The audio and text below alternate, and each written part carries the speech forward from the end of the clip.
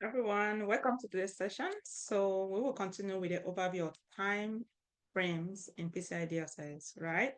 Remember, as a GRC analyst, even when you are working in-house for the organization, there are times you say that you led remediation efforts based on their remediation, mitigation and remediation timeline.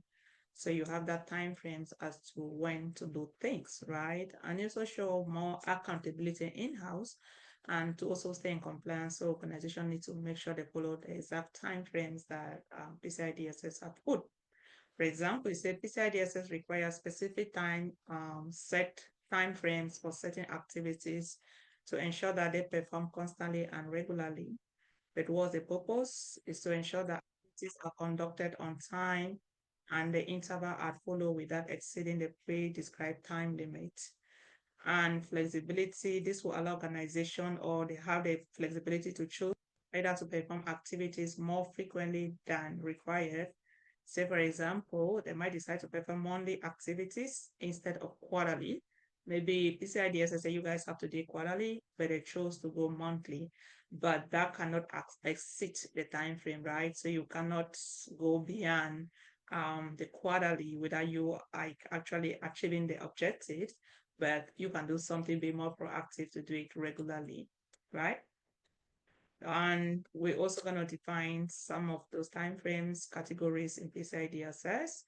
Daily, as we said, you have to do something daily. For example, perform every day of the year, including weekends and holidays. Maybe, for example, daily log reviews or monitoring critical systems, right?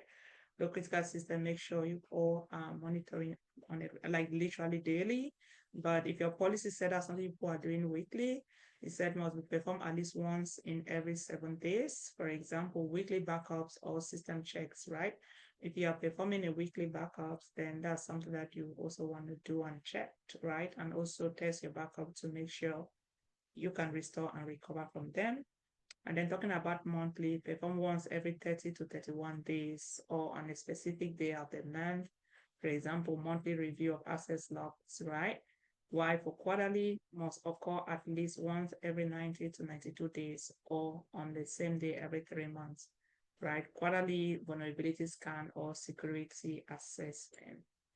And this we just literally explain that diagram, right? For example, says that for every 6 months, at least every 180 to 184 days, or the same day every 6 months, right? We can review of long-term security policy or even physical security audits. And then annually, of course, you want to perform at least once in every 365 days, right? And then, for example, it could be an annual risk assessment or review of security training, right? Remember review of security training? When people get job, you have the refresher training, but once they are working every year, they are obliged to do the annual training, and that's exactly what we're discussing. And then also say periodically, which can be performed at the entity discretion based on the documentation risk analysis. For example, periodic check of vendor compliance or security procedure. Then talking about immediate means that, you know what, I want to see you immediately, right? Perform without delay or in real time or near to real time. For example, responding to a dedicated security breach or emergency system alert. Write promptly, perform as soon as reasonable possible, but not necessarily in real time. Responding to a request for certain data after initial validation.